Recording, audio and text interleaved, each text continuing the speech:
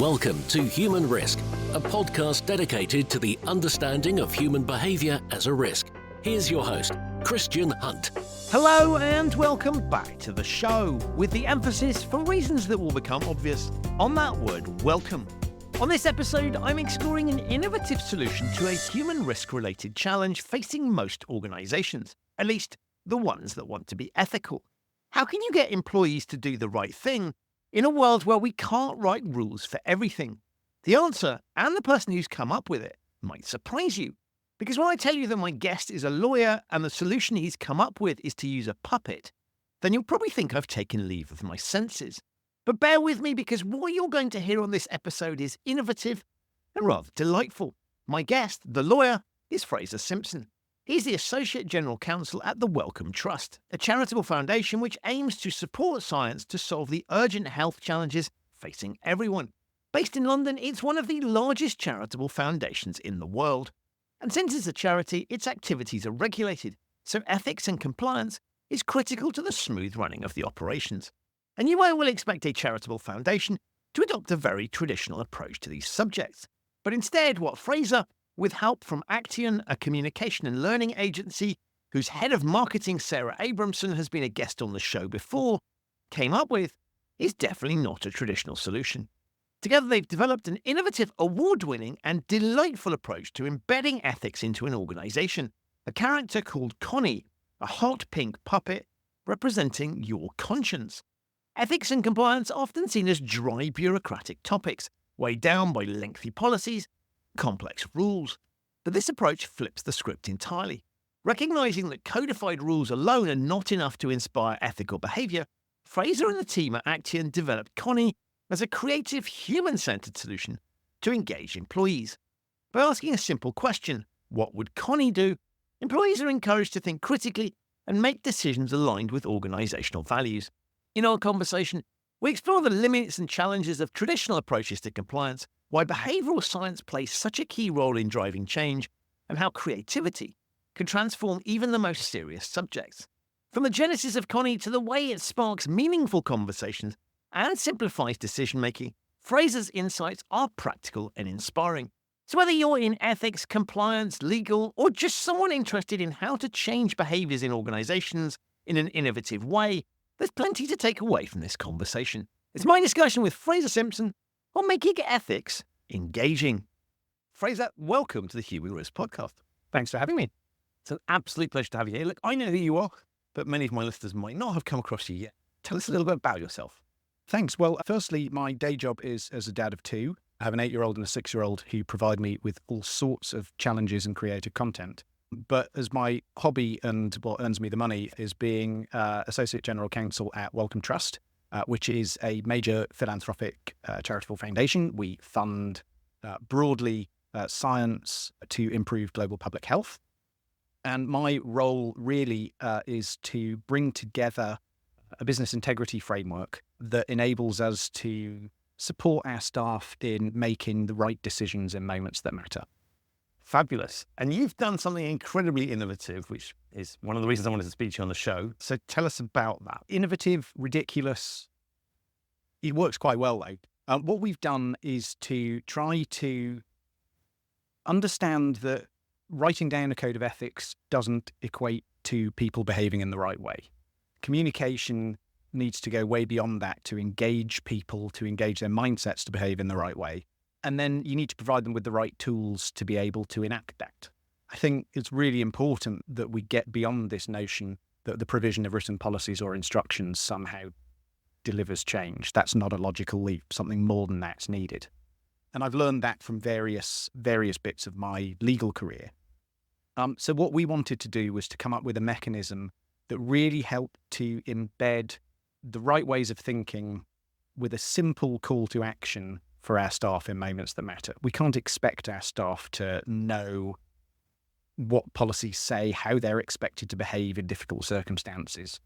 But what we can expect them to do is to remember some simple calls to action if we provide them with the right mechanisms for remembering those and acting on. So what we did was to create a character, and that character is called Connie, a hot pink puppet. And Connie is a physical representation of your conscience, Connie. And what Connie does is to be a very visual piece of branding internally on one level that brings an innate human reaction, quite a childlike response from most of us, something we remember from our childhood on television, seeing puppets helping us to learn. But it brings with it a simple toolkit and prompts us to, in those moments that matter, a simple question: what would Connie do? Or really, is it okay? And then 5 questions that build out from that help us to answer, what would Connie do?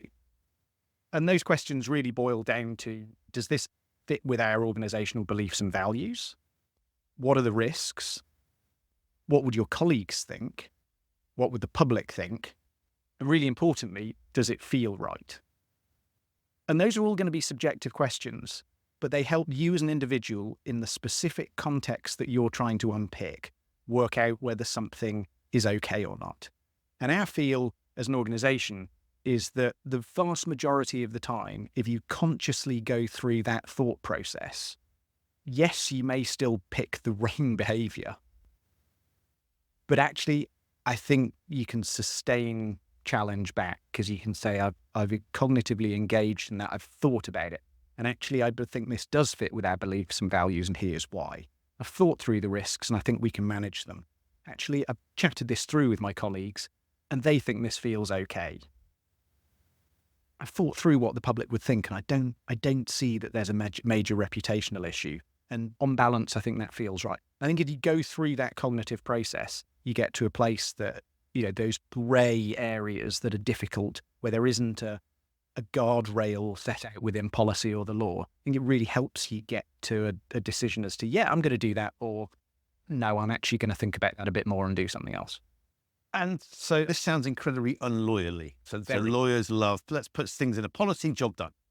And you've got the opposite way. Talk us through this journey of how you came to up with this. I think there's a real temptation as a lawyer to think that once you've sort of tied up a document in a bow, that somehow that equals change.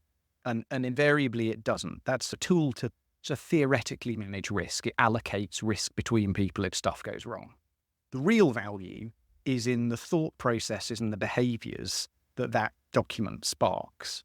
So if you're doing a contractual negotiation, yeah, great, you've allocated risk in your contract. But to me, the huge value is in the process of talking through what's going to be delivered and how it's going to work and making sure everybody understands that. That's really important. Another piece, and this was, I think, where it became really clear to me as to the difference between the written word and the action, was when I was living and working in Tanzania. And the Tanzanian government brought into play the new Law of the Child Act. This was back in the sort of early 2000s. And of course, for lawyers, champagne corks popped. Great. The rights of children are enshrined in law. Well, that is great, and that's a real step forwards. But was that actually translating into real change? What I did was to go down to the courthouse the next morning and say, can you show me the child-focused courts and the child-focused judges? Oh, well, no, they don't exist. We don't have any of those. Can you even show me the legislation? No, we don't have a copy. In some ways, a ridiculous example, but it shows the difference between something being written on paper and the practical reality of that happening. And you've got to join the two up. You've got to do something that enables action to be taken. I think that's a really important thing for lawyers, is not to just stop at doing the lawyer bit. So the law and policies are sort of necessary, but not sufficient. Completely right. Necessary, but not sufficient. They're absolutely fundamental building blocks. You can't do it without. But what you've got to do is you've got to make them actionable. And making them actionable doesn't mean converting them into 80-page slide decks with footnotes and legislative references, because anyone who's a human being is going to have fallen asleep by page 2. But if you say, right, who am I communicating this to, and how are they going to receive that, and how are they going to behave? So taking that behavioural science approach, you've got a much, much stronger chance of delivering some change. I like to think about it that you've got to win people's mindset first. You've got to make them realise why this is important. And, some people might do that by scaring people. Well, if you don't do it, you're going to go to jail. Oh, okay. But it might also be to align this to your greater purpose. And for Wellcome, for us in the not-for-profit sector, that's actually a really helpful thing, because the vast majority of us, I'd like to think all of us that work here, are here for that greater purpose. And if we can align everything we do to somehow supporting that broader purpose, that's an easy win. So it's if you want to get people motivated to do GDPR, actually, we can put out a message that says, by better protecting data, we are driving forwards global public health. I'm in. So the philosophy makes perfect sense. And the bit I like about it as well is often if we look at policies, that's an attempt to codify the world. And there are some things that are codifiable and some things that are absolutely not codifiable, and things we can't even imagine. If I think about the way technology is moving, if I think about social trends, stuff that we might have codified, even with the best intentions and thinking it through, you're going to miss things. And so you're looking to not only make the kind of the law and the things that we need people to do, whether that's regulations or just stuff we want them to do, to make that more practical and understandable. You're also you're covering the gaps, right? It's those bits That's that right. we haven't necessarily managed to codify, didn't contemplate, couldn't predict. There's always going to be some codification, and I think it's really important there is. So there will always be law, but that's not always clear-cut. That's why lawyers exist. There's also going to be policy. And with the best will in the world, you are never going to create a wonderfully codified universe that instructs everyone what to do in every situation. And even if you could, that's going to be completely unmanageable. Who wants to exist in an organization that has 973 policies that you have to read every month and do a sign-off sheet?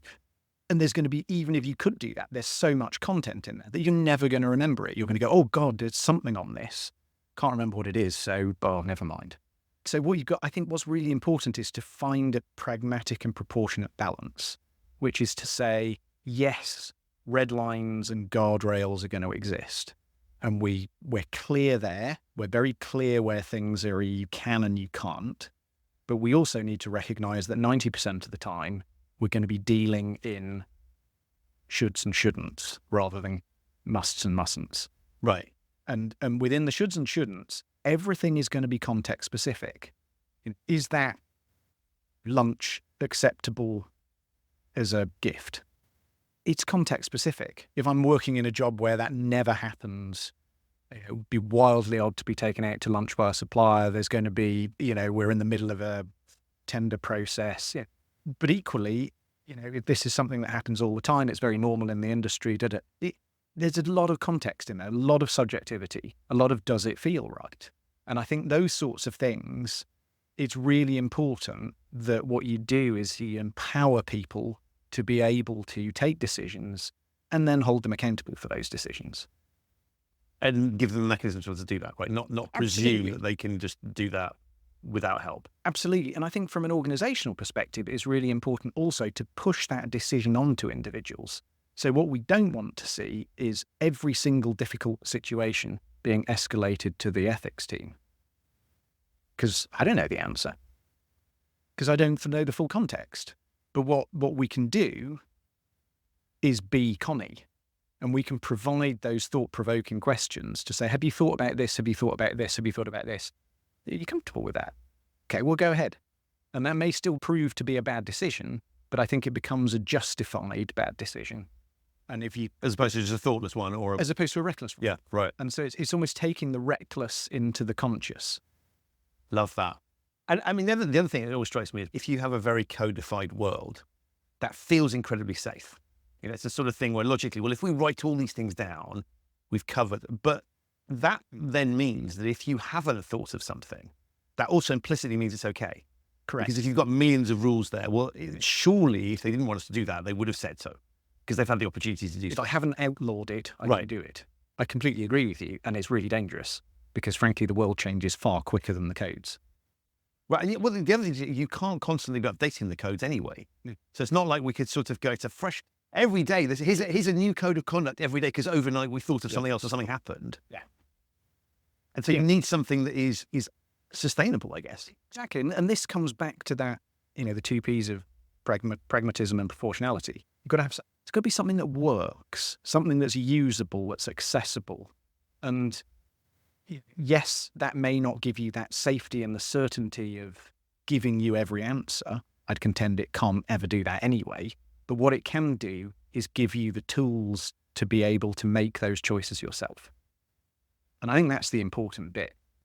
Every organization likes to think it's something wonderfully special. And every organization is in its own way. But fundamentally, we're actually all the same. We're groups of human beings that make a combination of good decisions, mediocre decisions, and bad decisions.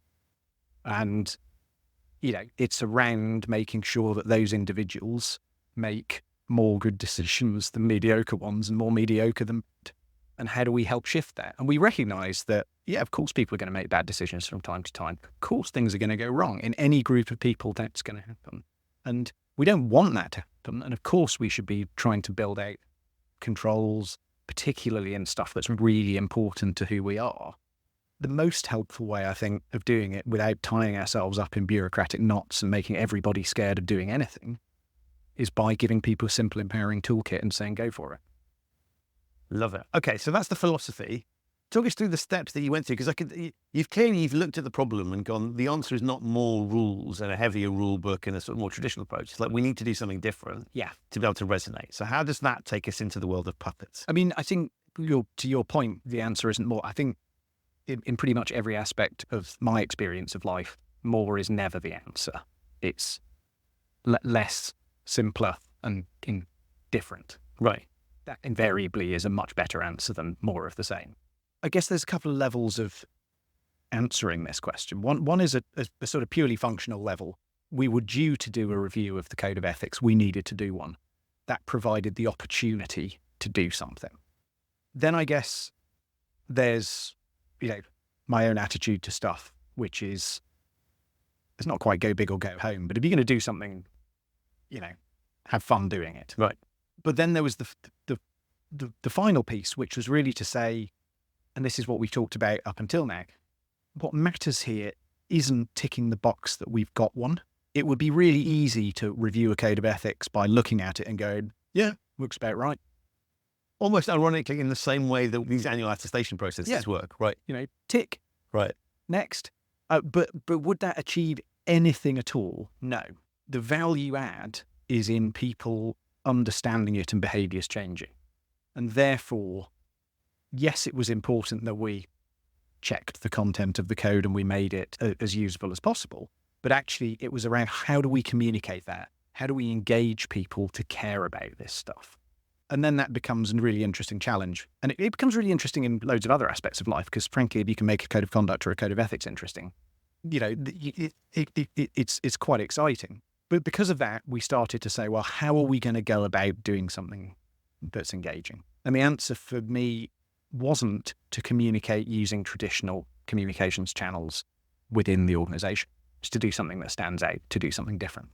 And we took it from there, really. We worked with some brilliant people at Acteon who think very creatively, kindly, and cleverly. And we both, in parallel, had come up with the concept of using a character and the power of characterization. And so really the first step into this was each being brave enough to share that idea without fear of being told we were ludicrous and ridiculous, and then playing with it and seeing what it could become. And I think that there's that sort of lovely concept that, playing with something is, I don't know, it's, if you can have a space that feels safe enough to come up with any idea and play with it and toss it out, it was rubbish, or gee, there's something in this. But if you can create that space to play in an organization, I think it can be so powerful. And so this is really thinking creatively about the challenge, right? Which is when you need to get through to human beings in a manner that will grab their attention and be meaningful and memorable and all those sorts of things. So really this is looking at, you're taking yourself out of the logic that policies and procedures often follow, which is, well, we exist and they will read it. What I call the employment contract fallacy, right? They'll do what they're told. So they're forced readers of this document and therefore job done because they have to read this. You're taking the opposite view of going, actually, this is a battle for attention and I need to get some headspace here. And I need to shove something into their minds that is there, that is accessible to them when they need it. So we can't make this presumption that, the moment I come across an issue, I'm going to stop what I'm doing and I'm going to go off and find the rules. You want something that's implanted in there. And so this is a battle for attention, headspace, all those sorts of things. Exactly right. And this is where there's a clear and obvious overlap with advertising and branding. What I want to do is to have people's attention and create a very simple but instantaneous response so that people know what to do and, importantly, can do it. Exactly that. Right. And so you're working with some incredibly creative people to think about this stuff. You've decided that you're going to do something that's a little bit different, that's going to really genuinely solve the problem, and you're open-minded around how you do it. And you have the willingness to do that and some partners that can help you do that. What's the process then that gets us into the world of puppets? Yeah, I mean, it's a really interesting one because I think process is probably the wrong word. That implies that there's some sort of thought-through structure. As I say, it's more like play. I think for each of Acteon and me, we must have started at different points because we came together in a conversation back in December or so, 23, that said, shall we explore characterization? I was about to say exactly the same to you. And that sort of meeting of minds gave us license to go and play.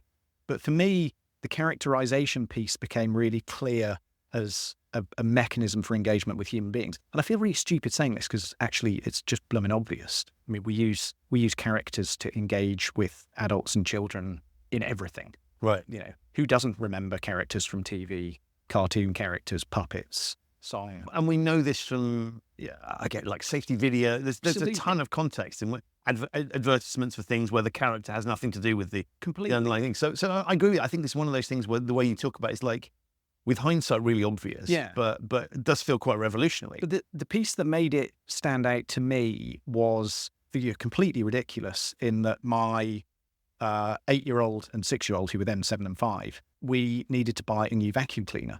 And instead of me trundling off to Argos, other purveyors of vacuum cleaners are available, I gave them the choice as to whether they wanted a Henry the vacuum cleaner or a Hetty the vacuum cleaner. For listeners that don't know these, they're vacuum cleaners that have a face on, and Hetty is pink with big mascara-laden eyelashes and a rather cheeky grin. And of course, my little girls wanted Hetty, so I dutifully ordered a Hetty the vacuum cleaner. What I do every Friday with my team is to send a note at 4 o'clock to say, have a great weekend. And I always try to include a ridiculous photograph or meme or some awful management guff to encourage everybody to be marvellous. The awful management guff doesn't tend to get very much response, but the ridiculous, silly memes do. Anyway, this particular Friday, having just acquired Hetty, I took a selfie of me on the sofa at home with my arm around Hetty and sent it to the team saying, have a great Friday, date night for me, ! And of course, everybody saw this silly photo of me with a pink hoover with eyelashes and thought it was hilarious. And I got the biggest response from the team that I've ever had or had since. And what that said to me is, okay, something silly, something around a character works to get human engagement. Let's play with that. So we worked up this concept of a character, but we needed to understand, what would that character represent? Who would that character be? How do we want that character to make you feel? So there was a long way to go with that. And that was really that starting point with Acteon, was trying to unpick that. So we came up with the notion that actually we wanted the character to be something valuable. We wanted it to be the thing that helps you with that cognitive process. That's your conscience. Okay, well, we can start playing there because that already includes science, and Wellcome is about science. What could we call it? Well, Connie. Okay, that works really. That really works and is playful. But we then got into this play process that says, well, great, that works at a slightly superficial level. What we've done there is to create a piece of internal branding. We can play with that. It's a bit like creating the Cadbury gorilla. It's cool, people will look at it, but it doesn't really tell you much more about what you're supposed to do. What we wanted to do is to try and deepen the connection that people might have.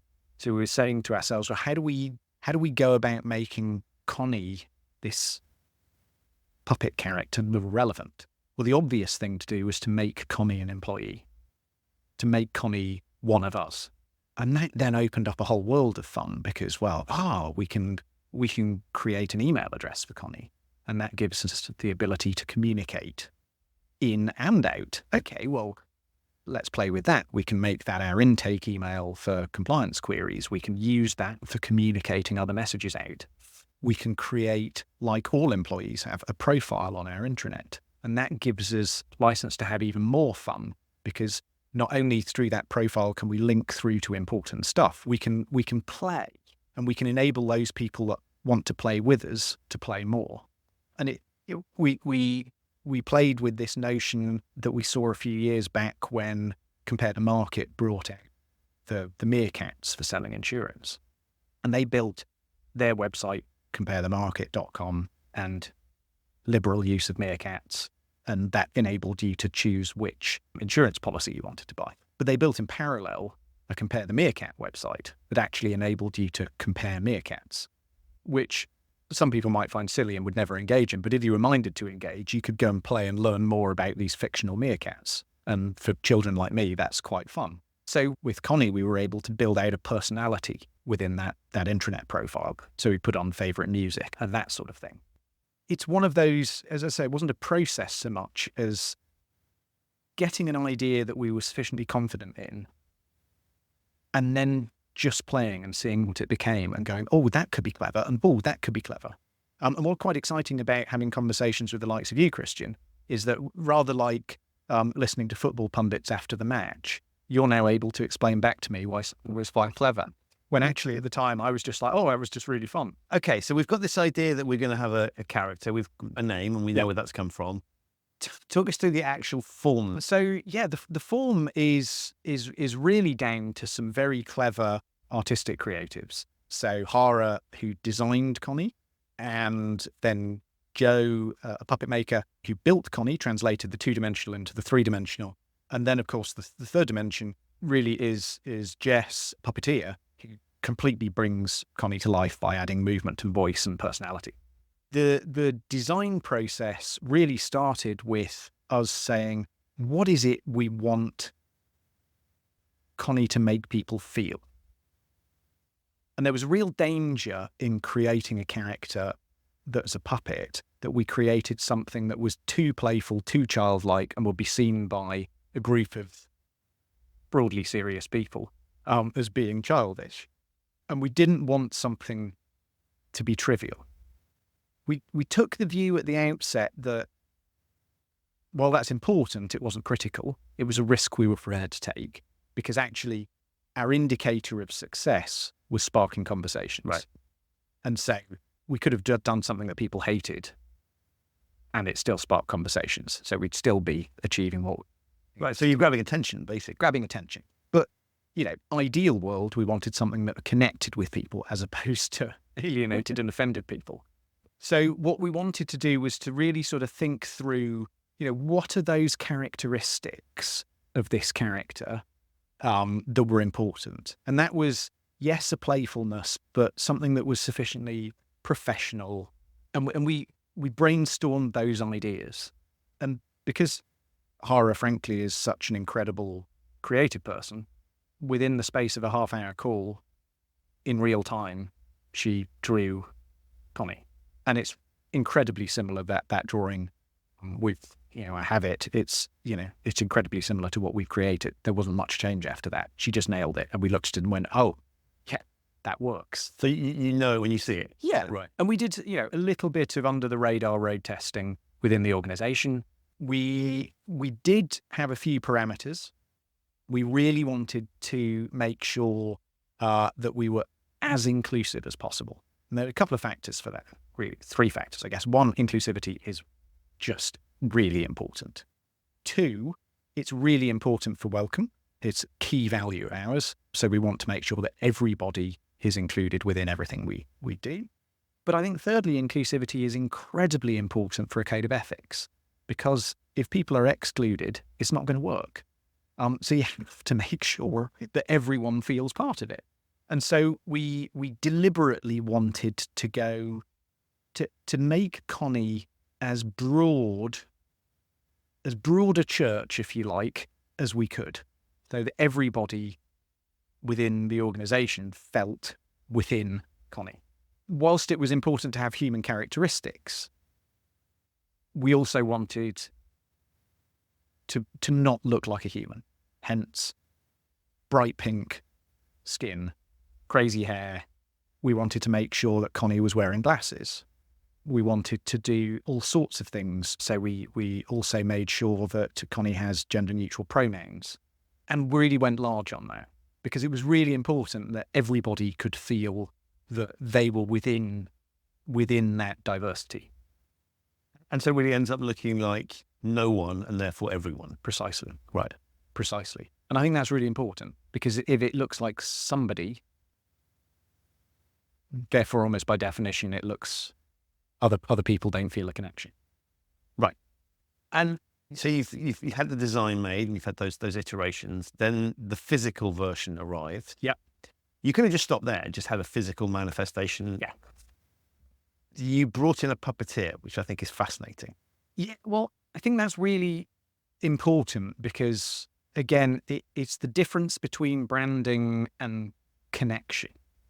You can have a lovely picture of something or a three-dimensional model of something, but do people connect? I think you bring it to life by adding voice, movement, thought, individual personality, and that requires a human input. We had a fascinating event the other month that you were speaking at, Christian, on AI, and you posed the question, almost the sort of what is it that AI can't do? And it's almost bringing that unquantifiable human piece. You could create an animated version of Connie, and it wouldn't connect in the same way. But the sort of almost randomness of having a human being involved in bringing a character to life there's this wonderful human quality about it that brings with it so much more connection than something static or something two-dimensional or something that is created by AI. And I guess also if we're trying to connect with people, and typically we're playing with people's inner children. Yes. Right. Because this points very much in the direction of the Muppet Show. And let's have this not animated digitally, but actually animated. Yeah. And I think, we could have animated this digitally. I think we'd have lost something on that human connection I just spoke about. However, we'd have had a much more usable asset that we could do more things with. So I think and what would work for different organizations? Yeah, pink puppet with a human puppeteer wouldn't work for every organization. I was explaining about Connie to some people from some of the investment banks, and they said, I get this, it's brilliant, but it would never work with us. And fine, it doesn't have to. Connie isn't designed to work for banks. Connie is designed to work for Wellcome. Connie's our conscience, and that's fine. But the same thought process can take you to any number of destinations. And your creativity shouldn't be limited to, I have to create a character. It can be a cartoon, a song, a flash mob, who knows? But there's so much fun that you can have when you start to realise that communication isn't just about putting black text on a white page and bunging it onto SharePoint for no one to read ever. Communication is about connection. And if you go, okay, opens up a whole world of things that I can now do to connect with people. And find out what resonates for your organization and then go for it. And whether that's a character or a song or who knows? But go find it, go play. Right. And so that dissection just on there is really important, because I think when people see this, is they sort of go, oh, well, the answer is a puppet. No, absolutely not. And the answer is just to be open-minded. So recognize the nature of the challenge and then think creatively about how you might address that given the organization that you're in. Correct. And, Cadbury's with their chocolate bars found a gorilla. Brilliant. Channel 4 with health and safety found Barry White singing, and they commissioned an impersonator to sing health and safety policy in the style of Barry White. Brilliant. There's infinite scope once you get past the fact that you don't have to just do text on a page. There's James from Acteon had a lovely quote just when we were presenting in the US the other week, where the title of the session we were doing was Thinking Outside of the Box. He said, actually, the key is realizing there isn't a box. Nice. And that's so true. get rid of all those preconceptions and see what works and experiment.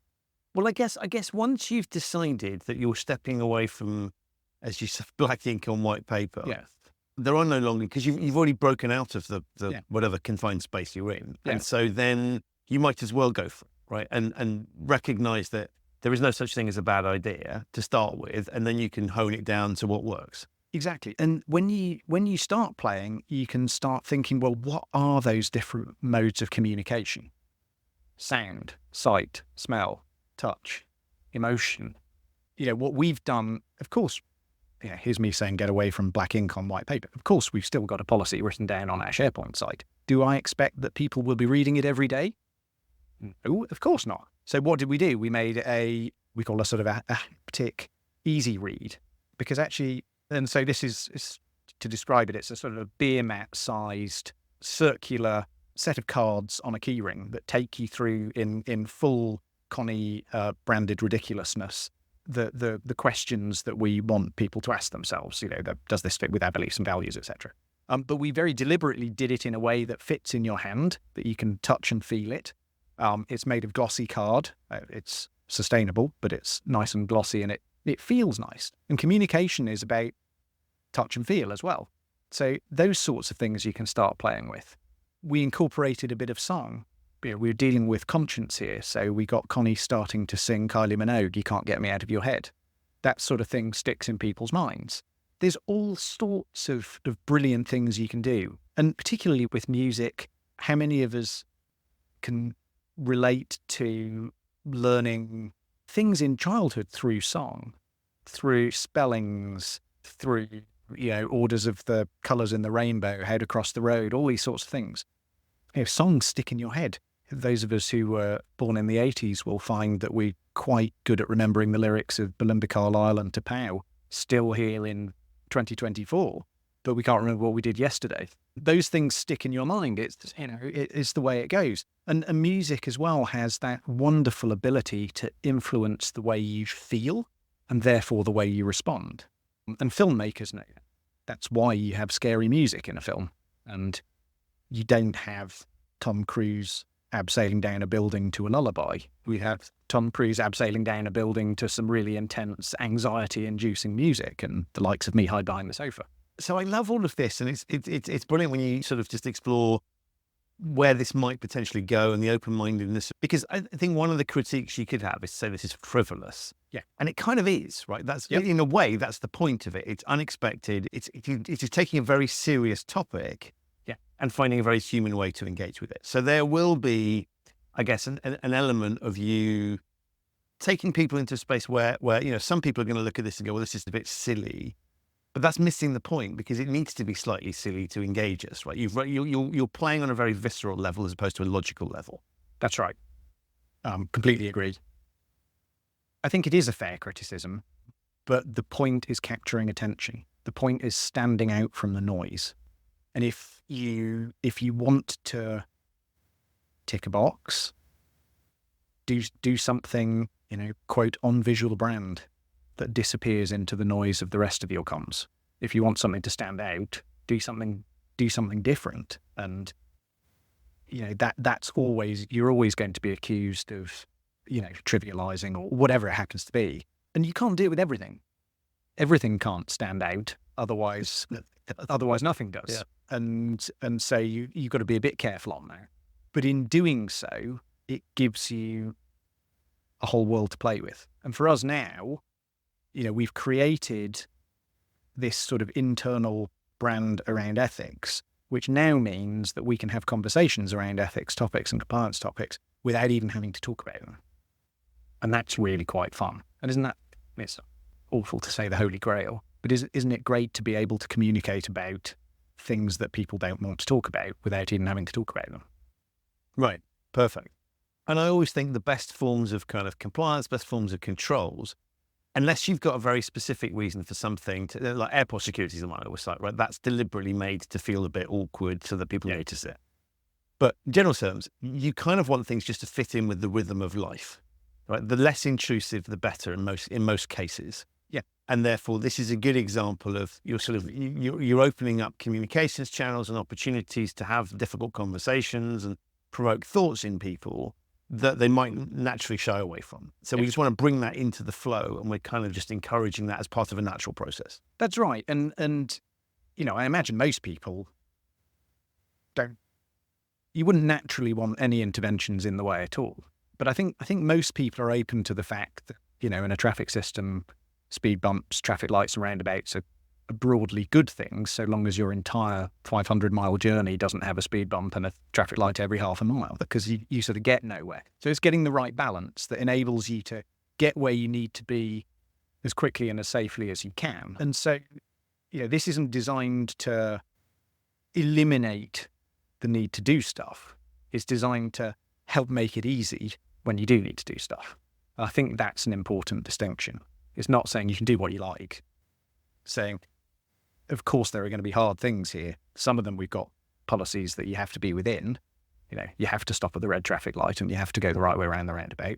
And we recognise that there's going to be some difficult junctions on the way. And here's some questions to how to navigate those. And so what I think is interesting here is this doesn't sit in contradiction to the hard rules. This is an additional piece that says, actually, for those things where it's harder to codify, or where it might not sit neatly within one, there might be several rules that come into play. You're giving people a tool that can sit alongside the thing. So it's not a sort of thing where you go, we'll go through the questions, and that seemed okay. Yeah, if there was a rule that underpins this, that people really should know, because it's basic. This isn't providing an excuse for that. It's not an alternative. Yeah, it sits nicely. It doesn't. In other words, it doesn't contradict the codified. Correct. It supports it, and I think that's a really helpful thing to do. And I think it shouldn't be that you should only have rules where it's easy to make rules. But I think there should apply. What do I mean by a risk proportionate, risk pragmatic approach? I think it's understanding where the risks really lie for your organization. And for me, I look at that and say, there's 3 types of risk that I'm really worried about, and that we should have clear rules, we should have a robust control environment around. And those rules are the ones where the consequences are that somebody, and hopefully not me, goes to jail. I don't want that to happen. That's really important. Other ones are where we might get fined a very significant amount of money, and the context. And the third, and this is the really important but also really hard to define one, is where a risk crystallizing into an issue would cause a legitimacy issue in relation to why we exist. And this, I think, draws out the link between compliance and strategy a bit. Because what matters is us delivering our purpose, and yes, doing it in a compliant way. So I guess, what are some real examples of that? If we were an airline, if we were EasyJet, health and safety is critical, because if planes start dropping out of the sky every day, I'm sorry, I'm not going to go fly with you, and nor's anyone else, so you're out of business. That's a real legitimacy question. I guess, and you would know more about this than me, but on the sort of consumer banking side of things, it's around being able to have, a risk around loss of customer funds, I guess. If I put my life savings, Auntie Doris's life savings within Barclays, and terribly sorry, Doris, we've lost them. You can't have them back. Well, everybody banking with you. So it's almost what is it that's so fundamental to your DNA and your legitimacy? And that's where to focus the stuff. So I think this sits interestingly alongside something that Netflix talked about ages ago, which is the difference between recoverable errors and irrecoverable errors. So recoverable ones is stuff we can, rather it didn't happen, but we can survive. Yeah. And then stuff that you really cannot afford to have happening, because that is exactly threatening the viability of the organization. I think that's right. And yes, probably in the for-profit world, viability is a nicer word than legitimacy, but it's the same concept. And for me, that's a really helpful analysis. And you can focus on that, and you can make those viability, legitimacy questions crystal clear. But that doesn't mean for 95% of the rest of the time it's anything other than grey and a mess. because we're humans. Right. And we're operating in a human ecosystem, doing stuff, and we need to be empowered to make those choices. And that won't come from extreme codification. And talk me through some of the ways that you launched Connie, because you've deployed Connie in lots of different situations. So there's the initial launch video. Talk through sort of that, and how much latitude did you give to the puppeteer in terms of creating the character? Lots. I love the concept of deploying Connie. Sounds like some sort of spy. Yeah, I mean, Jess, who's the puppeteer, is literally one of the most talented human beings I've ever met, and is exceptional at doing this, and created the voice, has created the character, and we gave Jess a lot of latitude in that, and it's brilliant and captivating. In terms of launching, we really wanted to launch that Connie was joining as an employee, and so did that with an intranet post introducing them as an employee, but containing a launch video, and that was really us sort of pushing the boundaries on silly, I guess, but also poking fun at ourselves as the purveyors of mandatory learning and compliance and all things that human beings might consider as boring and not stuff that they want to do regularly. So we created a launch video, 5 minutes long, that starts out with a template cover of what looks like a classic mandatory learning video, but Connie stages an ambush or a takeover and sort of bursts out of the screen at this poor welcome employee who is about to have to endure a mandatory learning. But Connie really shifts the narrative. And I think this is a really important piece with Connie is it's saying the traditional way of getting people to be trained in something is quite patronizing.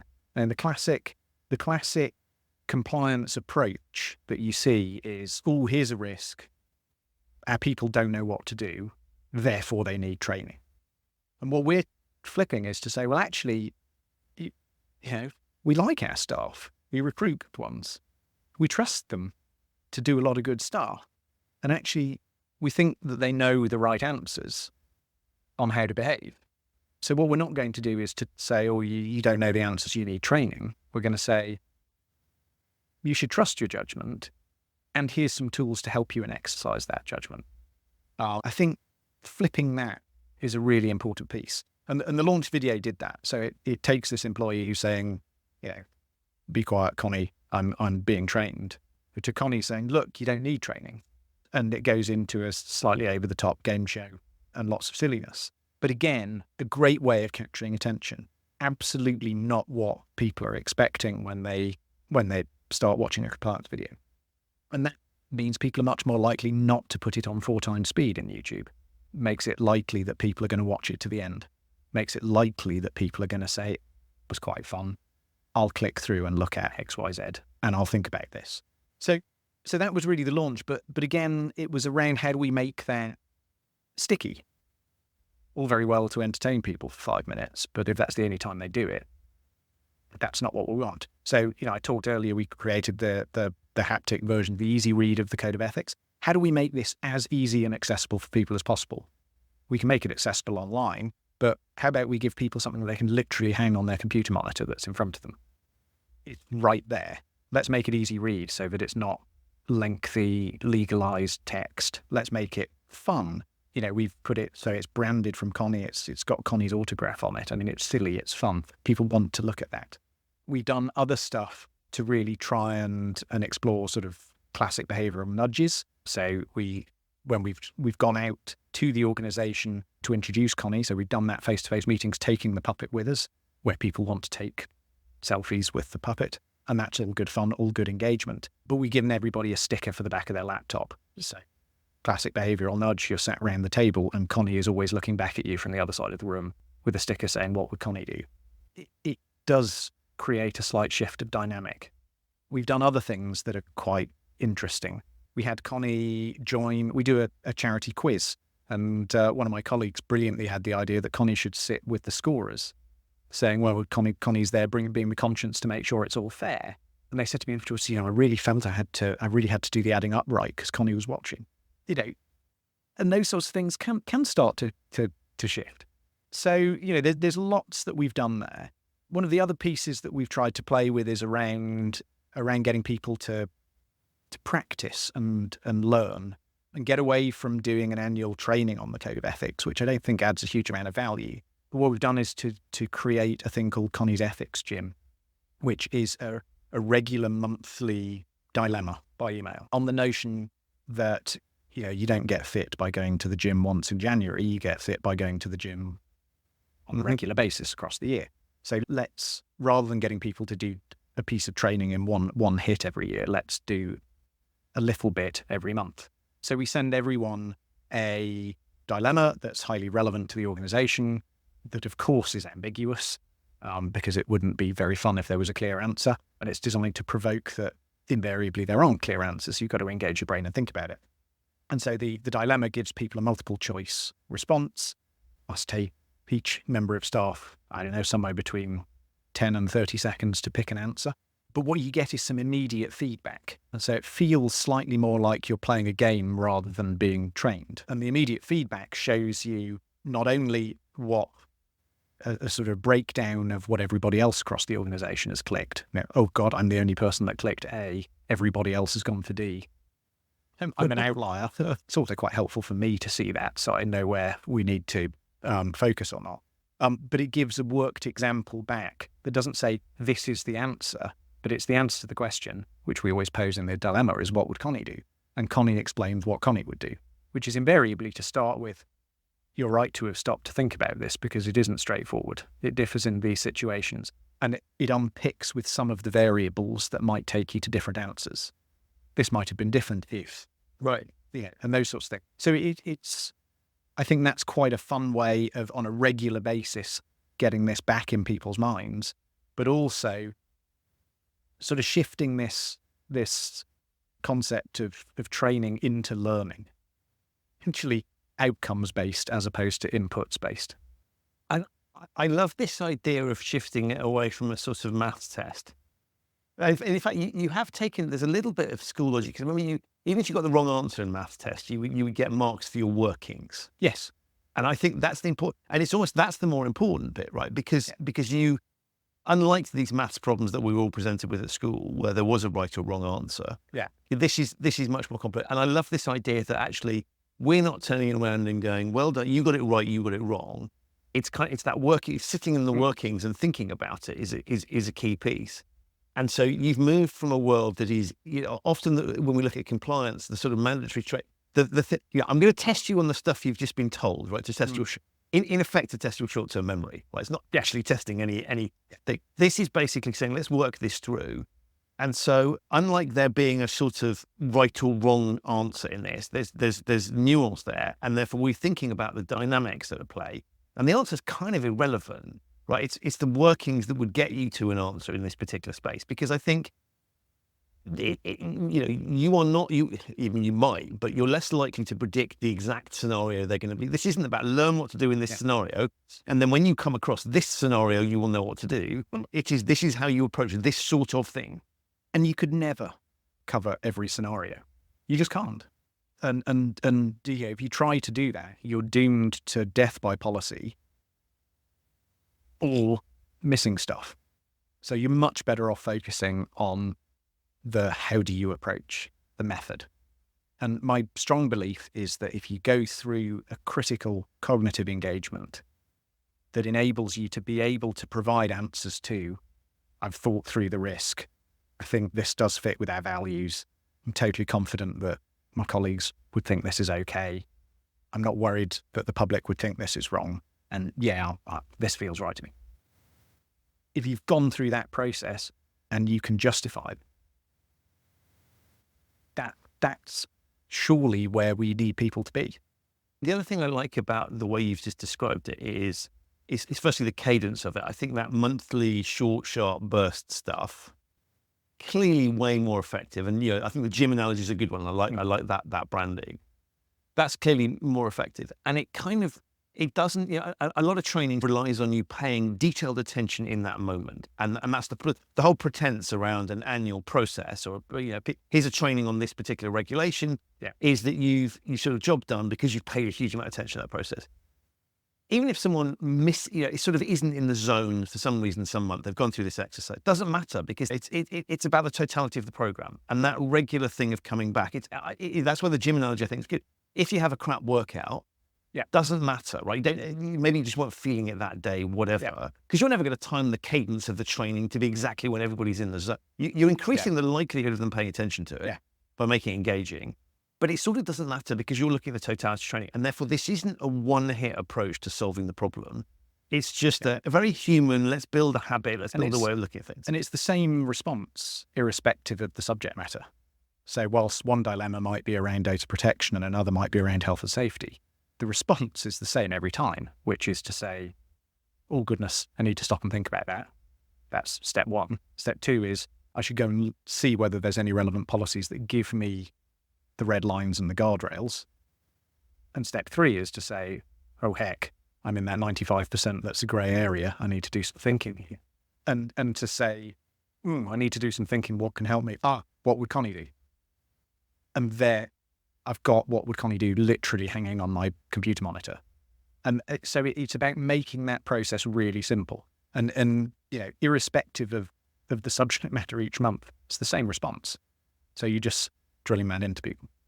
Love that. And talk to me about the response that people have had, because incredibly good response. We've had a huge amount of laughter around it, primarily, which is really bizarre as a statement, right? Because ethics is not a laughing matter, and yet laughter is a really powerful connector of people. It is, and what it's done really is to help us achieve our main objective, which was to spark conversations that weren't naturally happening, that were important conversations.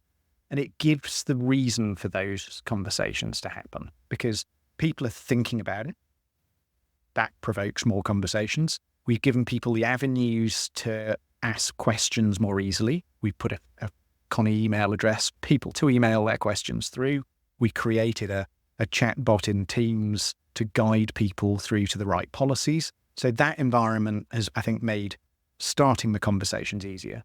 But also it's given us the ability to get in the room face-to-face with teams across the organisation. Because instead of us saying, can we come to talk to you for half an hour about ethics? Thanks, but no, we're doing something more interesting. We're able to say, can we come and introduce Connie? Yeah, of course, because we want to see a pink puppet, because that's quite random and it would be fun on a Thursday. And so it gives you the license to start those conversations. And that's important. And it gives us the license to do it organically as well. Because as I said before, we've got a brand that now says ethics without us having to say ethics. What do I mean by that? The chair of our board went on leave and they sit in an office with a glass wall, so I put Connie in their chair. Now, we talked a lot about tone from the top. That's really easy tone from the top if the conscience is sitting in the chair of the board's office. I mentioned earlier about the example at the charity quiz, but we have silly examples coming up. Connie's going to feature in the organisation's staff panto. Now, I've no idea what on earth they're going to do or say, but I'm really conscious that everyone's going to go, oh, there's that ethics puppet. And I don't have to talk about ethics. And people will, Connie, what would Connie do? That becomes quite fun when organically those sorts of sparks just happen without you needing to try. And I mean, you've talked about the fact that this can be deployed across the whole of the compliance piece. I mean, this can go much broader, right? Oh, completely. Because it's just about behaviour change. So it's around, this is sort of what I do, and what I think most lawyers should do, is communicating complex stuff simply to human beings. It's not just lawyers that do that. Frankly, we should all be doing that. Right? We should all just be trying to uncomplexify everything that we've made complex so people can do stuff better. And so, we as a species are incredibly good at making everything complex. and making everything seem scary and threatening. And I think lots of us, particularly professional people, do it as a defense mechanism to make us feel important or clever, or actually to make us appear as though we've got a value. Oh, yes, you need to come talk to me. I'm a lawyer, and so I speak in 17 syllables and my, words you'd never heard of in Latin. Well, that's no use. What we need to be doing is breaking that down for human beings. And I think the same goes with politics, with strategy. Imagine, if we can turn compliance from being a scary thing into a word around removing constraints, giving confidence and enabling, that becomes a positive thing rather than all compliance that's scary. Imagine if we could do that with political concepts around tax, and that becomes an enabler of good stuff happening. I think we can use it completely. We've been talking to other organisations about how this might work in the world of environmental sustainability, how we can try to pin simple actions that individuals can take, because individual actions taken collectively create change. Imagine if you do that at a global level. How powerful this could be in so many sorts of settings. It's not for everybody, and again, to repeat, I'm not saying a puppet is the right answer, but whatever it is that's the right communication method for your audience can really work in terms of driving individual and collective change, communities, right up to nations global. And I think as you talk in those terms, we go back to the genesis of this. You were looking in general terms at solving the big picture problem, right? Because you weren't setting yourself a task of going, here's a new regulation that I need to make sure we're compliant with, right? We're going to run a campaign and we'll have something to deliver that. You're thinking much bigger picture and go, we need something that's universal that can apply across our piece. And therefore, by default, in you doing that, you've also opened up fields that wouldn't naturally sit in traditional compliance, and health and safety, these sorts of topics as well. So there is broader applicability around that. So this isn't just a compliance tool. It's an employee engagement tool, I guess. I think that's exactly right, because what you're doing is reducing the question to what would Connie do, or if you put it into normal language, is it okay? That comes down to basically any situation where you're making a choice, which is anything you do. So there's a lot of scope for doing that in any area of an organization. I think part of the challenge is if you as we have positioned Connie as being an ethical creature, then you've got to be careful of diluting the piece. But I think you can absolutely use this approach in any number of areas. It'd be brilliant to be able to use this sort of piece around equity, diversity and inclusion, around environmental sustainability. There's so much you could play with. And it's almost, this is logic that is understood in the marketing world. I mean, you've quoted advertisements that are there. So organizations very adept at using this externally. The interesting bit here is that you've taken that same logic. I mean, you're not selling anything as a business, but this is marketing logic brought into the internal sphere. In other words, it's rather than trying to engage customers or the general public or other stakeholders, you're specifically engaging employees. So you're taking something that we know works in that other context, and we know works for all of us in childhood, and just turning it internally. And it always struck me as being bizarre that the amount of effort organizations spend on looking good externally, communicating with it. We wouldn't want to put our customers or stakeholders through a painful process because that's not good. But screw the employees, right? It doesn't matter, right? They can do it because they're here, right? And so I love this idea of turning around and going, that's just as important. It's the same thing. We're just communicating with humans, trying to get through to them. Well, and the critical piece in your question is you changed the terminology in the last bit there from employees or customers to humans. And if you don't bucket people into employees or customers or stakeholders or whatever other buzzword there is, if you just say, actually, this is about communicating to human beings as human beings, and we want to do that in an engaging and a simple way, because we're trying to create behavior change, whether they're buying something, making something, pushing paper around, whatever it is that's the human activity. It's a human activity, and it needs a human response. And so it needs talking at a human level. And I really like the point that you've kind of been coming out consistently. You've made it before around, we're not stepping in and going, you're getting this all wrong. And that traditional approach of, oh, we better retrain. I mean, it always sometimes does feel like we better retrain the idiots, right? Because they don't know what they're doing. I like this because this is basically saying, we reckon you do know what you're doing, but you might need a little bit of help to do it better. So it's miles away from patronizing, lecturing, boring, we know better than you do, all that sort of stuff. Yeah, exactly right. And I think that's the right approach. I'm one of those people that's slightly allergic to being told off, coupled with the fact that I rarely know the right answer, means that I like having that sort of accessible toolkit and being able to get it. And I think it's so much more powerful if you can only ever be, you're only going to feel accountable where you've had agency for your decision. I think it's really important that we say to people, this is your decision. Here's how you go about thinking about it. It's much more, literally welcoming, right? In terms of process. And the bit I like as well is the impression that if you're if compliance is the oracle that I have to come to, or the rules are the oracle that I have to go and consult all the time, and there's no room for me to make any decisions whatsoever myself, then I might as well not bother thinking about anything. There's no point in engaging. In a world where I'm treated like a small child who knows nothing, there is no point in me thinking for myself. Correct. It also doesn't enable you to build out nuance and context across the organisation, because ultimately one person becomes the arbiter of what can and can't happen based upon their views, their biases, their own experience of the organisation. And it would be arrogant of me sitting in a compliance team to assume that I know the right answer in every context we're operating. It's really massively high risk for you as an individual, right? So, I think that feels right. But it feels, this is a question back to you for somebody who's had an experience in the regulated sector through their career. Yeah. How would this sort of approach play out in the regulated sector? Because my strong take is that regulators much prefer, a set of auditable actions that X, Y, Z has happened and people have been trained and tick. Yeah, if I take financial services as the industry I know best, one of the things that's interesting there is that they have recognised that you can't codify everything, and they've got these accountability regimes, right? So because people are very adept, you set a set of criteria and rules, and people will find ways around it, right? Yeah. To do what they want to do.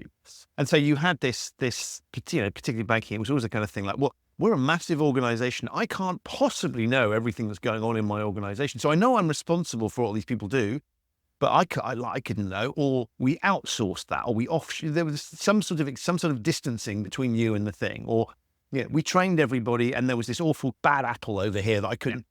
And they've cut through that by saying, actually, we have this accountability regime, and it doesn't say this, but the implication is, and then, certainly the spirit of the regulation and the regime is to say, look, I don't care whether you did actually know, you should have known. Your job is to know what is going on in your organization. And so a lot of that regime is really around saying we can't codify everything. And we're not going to be able to spot everything that's going on. So we need to find another mechanism to be able to manage that. So I think you're absolutely right. Is the regulators, the fatter the rule book, the better. The more, and there is a lot of performative compliance. Right? Everybody's done the attestation job done, a ton of box ticking that goes with it. But I think implicit in these accountability regimes is a thing that says the regulator can't have a handle on the firms as a whole.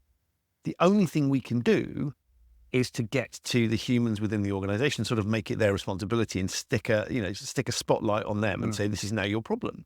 But I think that goes to exactly the point you're making, which is that this is too hard to try and manage by some theoretical model. We have to engage with it. And the biggest form of protection against human risk, in the way I define, is humans in getting better decision-making and giving people mechanisms to do that. And that doesn't stop bad outcomes. If somebody wants to ride roughshod over your criterion and go, well, I didn't think the general public would be too bothered about me paying a massive bribe. I didn't see what was wrong with it. Sort of nonsense answers to the question. But that risk exists anyway. Right? So bad actors, malicious people, which will always exist in whatever organization. So on some level, there will be people who aren't necessarily doing the right thing, or who might have a particular bias that means in that context they might not do it. Not so bad people per se. That's always going to happen. This isn't, and what I think is lovely about this is it's working with people. If you want to override this stuff, it doesn't increase your excuses, which I think more codification does. What this is basically doing is saying, for people who want to intrinsically do the right thing, this is helpful. Yeah. If you don't, and you're not changing the overall dynamics. And I think one of the, well, that's not going to catch everybody. People can ignore that. Sure, but they can ignore rules as well. Exactly. And, very valid criticism would be that, this is a very long way from a hard control. Right. It isn't a control really, but even the hardest controls can be subverted. People will find ways to do bad stuff if they want to. So yeah, I completely agree with what you said. And I think if we look at even organisations that are very control heavy, recognise that, I spend a lot of time looking at induction training with clients, and it's this kind of, this is our opportunity to tell people what we're about. And so a lot of high-minded statements. And I understand why they do that. It's very logical to make, if it's your first day, we're going to tell you what's what and how we do things around here. But we all know that what people then do is go, well, let's see what it's actually like. Right? And if I see a disconnect between the realities on the ground and what I'm told in the induction, I'm going to go with the realities every single day. And in fact, it makes things worse if you're BSing in the induction training, because people go, oh, all they do is spout nonsense, right? It doesn't reflect the realities that are there. And so what I like about what you're doing here is you can put, and I'm assuming Connie would play a part in people's induction training, right? Everybody will know who they are when they join, because that's a key bit. And then because of the sort of creative real estate that you've created, you've got this consistent theme that's there. And one of the things I think is really nice about that is that normally you get induction training would sit on its own as a separate thing, or a piece of training sits on, and then it sort of dies until the next one comes along. And this is just maintaining that theme and the visibility and the visuals of having a character help maintain that. It keeps it somewhere in people's minds. I think that's right. And the versatility of a puppet character means that you can also play with that visual image, literally depending on the season. Right. There is so much fun that you can have. Here we are having this conversation at the end of November, and we're in the midst of making Connie Christmas cards. Connie's ethics gym will be a dilemma around gifts and hospitality, and have a picture of Connie in a Santa hat. The same can be done at Halloween, and the same can be done at Easter. Don't be scared of ethics. Or with a fireworks backdrop at Diwali. There's so much fun that can be had with the imagery. One of the pieces we're exploring at the moment is around whether Connie can be useful in explaining and engaging our staff with our new sustainability framework. The concept around it's easy to go green, and as turning Connie from a pink puppet into a green puppet. Now, all of that becomes incredibly easy once, as you say, you've built the real estate, but it's really versatile. And how are you thinking about brand protection in that sense? Because you're clearly hugely deployable. How do you decide where to deploy and where not to deploy? Brand protection is interesting because you immediately leap to how do we stop other people doing this? Which, of course, no one's going to be able to copy Connie. Yeah. And, good luck if you want to. But there's a lot of moving pieces to copying Connie. But wouldn't it be lovely if everybody else went off and went through this thought process and ended up wherever that was? Yeah. With whatever worked for their organisation. So in some ways, we're all about sharing and encouraging other people to have fun. I guess the brand protection piece for me is really interesting is internally, which is how do we protect Connie as being the conscience, and therefore not doing things that your conscience wouldn't do. So it would be really fun to, we have a physical puppet in the office. It'd be really fun to go and do a series of photo shoots of Connie doing ridiculous things. But if we did things that would jeopardize Connie's position as conscience, that could be really quite difficult. So, a hilarious photo shoot of, if we took Connie down to the pub on the Euston Road and had photographs of Connie drinking too much and getting into all sorts of scrapes, that would be funny, but it would risk the internal brand, if you like. So they've got to be quite careful there. We've also got to be quite careful on effectively the way that Connie speaks, both from a language perspective, because you want consistency that this is an individual speaking in the same way every time, not a multitude of voices. But is also embodying the values that they represent. So for us, inclusion is a huge value. runs through everything we do as an organisation. We want everybody to feel included.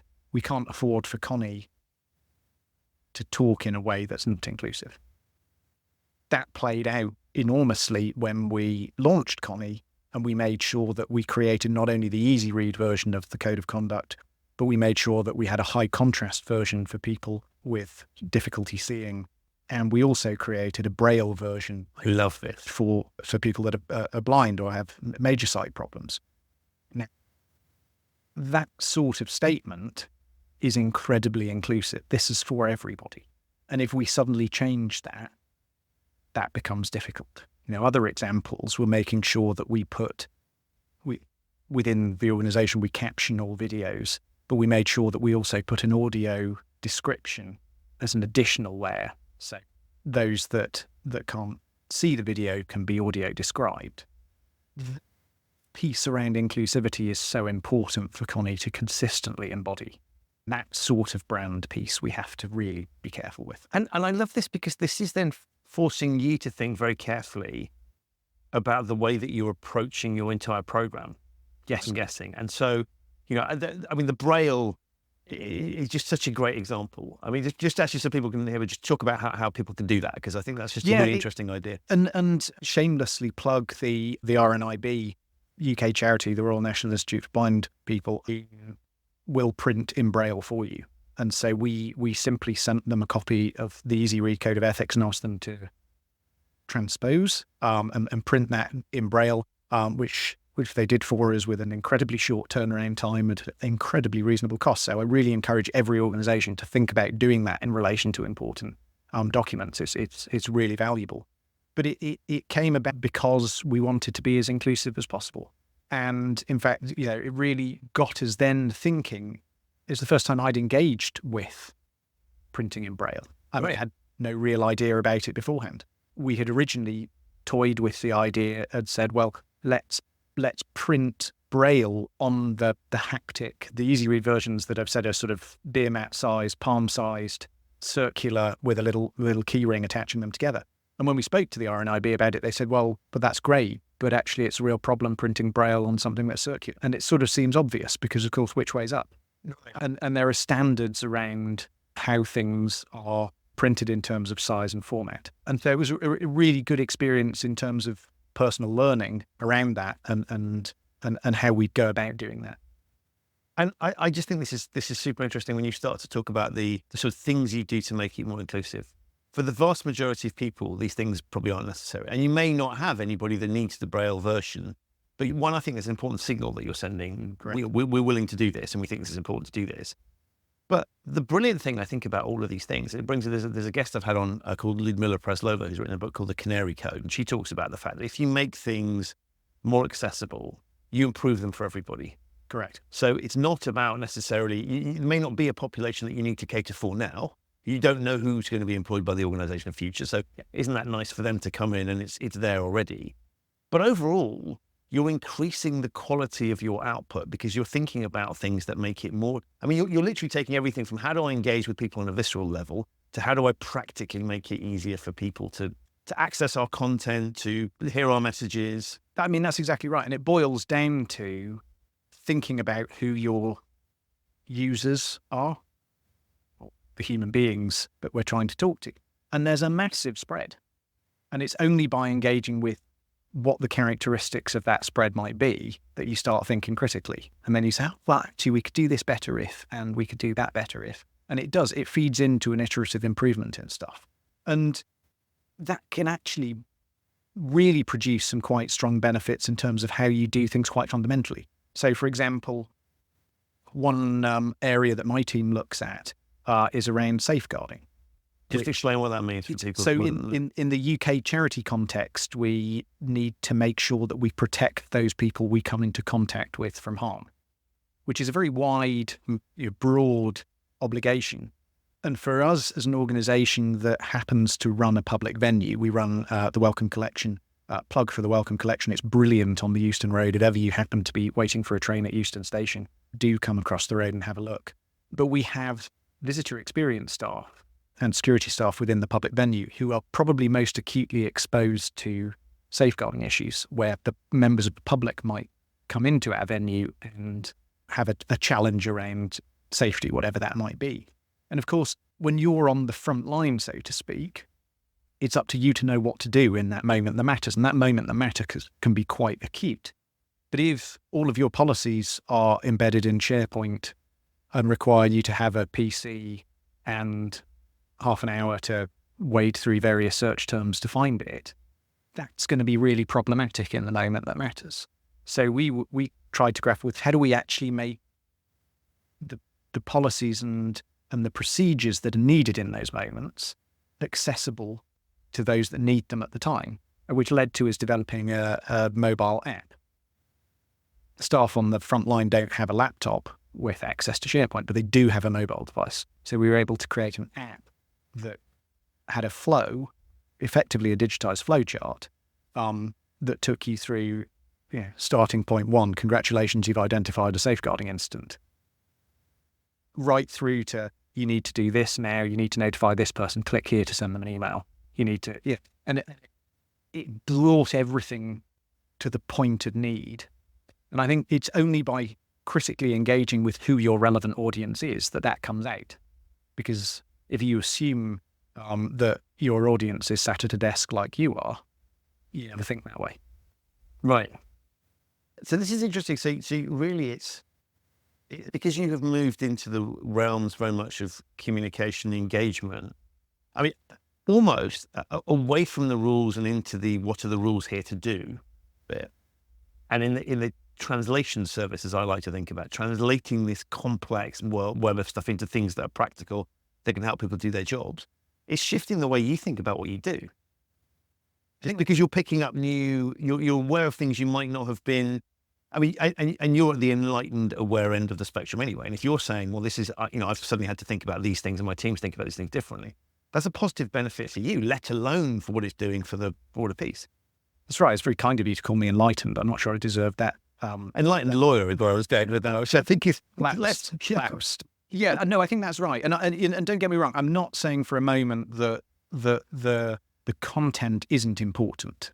It is. It's there for a reason, but it's not the whole story. The content isn't the answer to behaviour change. It's a much more complex story that needs simple solutions. And you're very passionate about this, and I don't think you would have brought this to fruition if you weren't passionate about doing it, right? Because there are a multitude of practical and other obstacles to getting Connie and the whole big launch. So you have to have a passion to do this to see it through, right? And that was implicit in the way you've talked about it. But there is a certain joy in which you explore the subject. Has it made your work more fun? Oh, it makes it endlessly more fun. Because I think the same way that nobody wants to stick through mandatory learning as the doer of it, being the creator of it, of creating the 80-page PowerPoint deck with footnotes and legal citations, that's some people's bag, but it's not mine. I think the important piece is finding that balance, is being able to lift the detail to the human level. It's bridging. And I think that communications piece is what personally I get excited by. And by being able to do it in a fun way makes my job more fun. I think compliance with a capital C, a life in compliance with a capital C of, monitoring 100,000 controls, great. And I'm not saying that's not important, it's really important. But I don't think that's as fun as how do we actually get people to change their behaviours. I also, and countless people will disagree with me, I don't think it's as impactful, because I think you can really shift the curve by getting people. I think you can stop people falling off a cliff edge by engaging with them helpfully at the top of the cliff, rather than being an ambulance driver at the bottom and picking up pieces and counting the bodies. And I guess the question that a cynic might push would be the sort of, well, how do you know this is working? And of course, my response to that would be to say, well, that's not a Connie related issue, right? That applies across the piece. I presume your response to that would be, well, we're getting feedback and engagement in ways that we haven't before, and therefore we're in a stronger position to deliver better results. There's no way and particularly where it's stopping things, stopping someone making a bad decision, you're never going to know that decision was in train, but your sense is at least people are talking around the subject, making it obviously more likely. I think that's right. And I think this is one of the dangers of being in a data-driven society, is that people want the answer of it's working because 67.3. And that's really hard. When we set out, we talked about, well, what are the metrics for success? And it's a really hard conversation. Is more speak up reports good or bad? You can argue it any which way. Data is hard in this space. Trends are helpful, but data at periods of time is quite hard. Stories are really helpful, and context is really helpful in bringing that data together. But we effectively at the start said, look, what we're not trying to do here is solve for a crisis we've had. There isn't a burning platform for doing this. We're doing this because it's the right thing to do, and because we want to drive positive cultural change. And therefore, what we want to see is conversations being sparked. And yes, we can attempt to measure those. This year, we've done 20 face-to-face conversations around ethics topics, as opposed to last year we did 3. And that's great. But there's this whole piece that's unmeasurable. It's around buzz. Or hidden conversation and thinking and thought. And you only get that really by sort of being part of it and going, okay, yeah, people are thinking about this sort of stuff. It made me laugh this morning. I came into the office and I was carrying a bag, and somebody said, "Oh, is that Connie you've got in there?" And I was like, well, that's sort of wrong on many levels. But Yeah. It goes to show that people are thinking about it. I love that. But the thing I think is interesting about the challenge is it sort of presupposes that other things, well, if you've done a poster campaign or a traditional training thing, that somehow that's better. There's no basis for those either. And so this idea of the newfangled way of doing things, well, that we should put that through greater scrutiny than a quote unquote traditional way, seems to me to be massively fun. If you are going to apply those sorts of standards to an activity where I don't think you necessarily can, but if you were, then we should apply it across the piece, right? Yep. We should also question why the more traditional ways of doing things. And I think we can very quickly find more things to criticize there than we can in terms of what you're doing. I honestly, there is no perfect solution. Otherwise, people would be doing it. This, to me, feels incredibly positive around how you can people to feel that they need to do stuff and to simplify things so that they can do stuff. And I'm a strong believer that with the vast, vast majority of people, if you convince them as to why they should do it and you make it easy for them, then they're likely to do it. And surely what we're about in compliance is making people do the right things in moments that matter. And the other thing I was thinking about is if you looked at sort of new ways of doing it, I don't know, you remember when the sort of the advent of e-learning and some of the dreadful things that's produced, typically with those sorts of things, they tend to have a relatively short shelf life in the sense that but if I look at the alternatives here, if I look at the Muppet Show, it's been going for a long, long period of time. If I look at, you talked about the meerkats, there are lots of characters and puppets that have a very, very long shelf life in the entertainment world, but also, I guess, in the sort of education world as well. Yeah. If we look at the sort of Sesame Street, we're a really good example, right? That's still going. And so if we looked at this, is you're taking a punt on something, and recognizing that any compliance effort is an experiment, an attempt to influence people's decision making. You're banking on something that is demonstrated in other contexts, has a degree of longevity that, say, a particular tech, I don't know, if you've gone down the metaverse, for example, right? Very engaging, certainly very powerful, but you'd be taking a technological risk that might be superseded. Whereas this, we've got puppets that have got 30, 40, 50 years worth, if not more, legacy. And look at some of the sort of Disney characters and those sorts of things. So if anything, if you were going to gamble on something, this is way better. I think you're right, because of course they take on a personality of their own and therefore grow and develop. So it's absolutely right that there can be a longevity. We haven't budgeted on the longevity. We've thought, well, maybe this will work for 5 years, and that's fine. What I think is fascinating is the previous time we did this 5 years ago, when we first launched this as a code of conduct. The approach we took, because I didn't feel we were brave enough as an organisation to do something like have a pink puppet. Query whether we're brave enough, but we have one. But the first time we did it without being brave enough, we said, well, what we are brave enough to do is to effectively get vox pops of our staff, tone from the top, other employees. We identified who the influencers in the organisation were, got them to speak on video. And that was great, except 8 months later, half of them had changed roles or moved on. And, lo and behold, the CEO changed, and lo and behold, the chair of the board changed. And all of a sudden you end up with a very out-of-date video of former staff. Well, great. And, people look at it and go, who's that? And so, the longevity piece disappears in any number of ways. And the content can change as well. But I think what this does is gives us an opportunity. It gives an opportunity to play if we choose to in the longer term. It gives us an opportunity to play in other areas if we want to. And it gives us an opportunity to open up conversations that we can then play with in more mainstream ways. It gives us the opportunity to open up, an hour-long face-to-face training on health and safety. Great.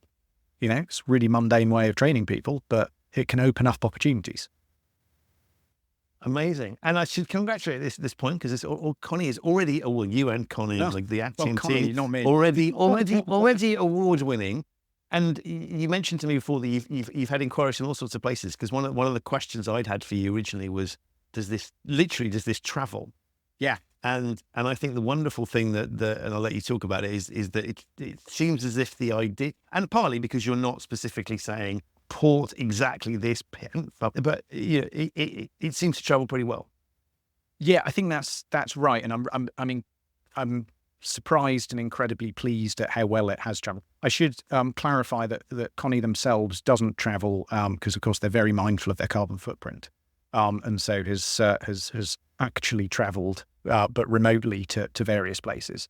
But I guess by sharing this, which I did through LinkedIn and various other means, the sheer amount of inquiries that have come back globally has been immense and really interesting.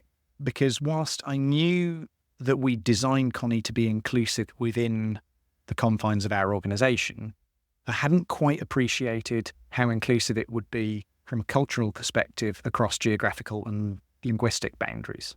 So I was quite taken aback to be getting people from China, Australia, Brazil, Costa Rica, Uzbekistan, Kazakhstan, emailing to say, effectively, in some situations, this is in a completely different language, but I get it. And how do we do this? And we want one of them.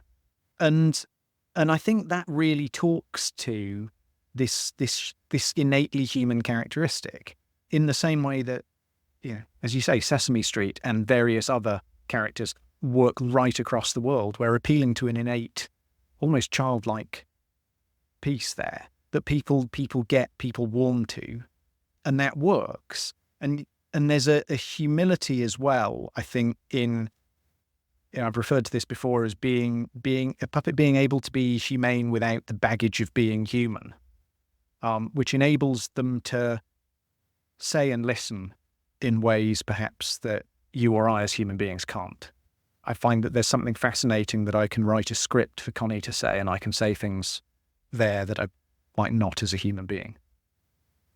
Love that. And I think Connie potentially, has the ability to, in the context perhaps of speak-up programs, we haven't explored this, but has the potential to listen to people in a way, because other people might speak in a way that would be different than they would to a human being.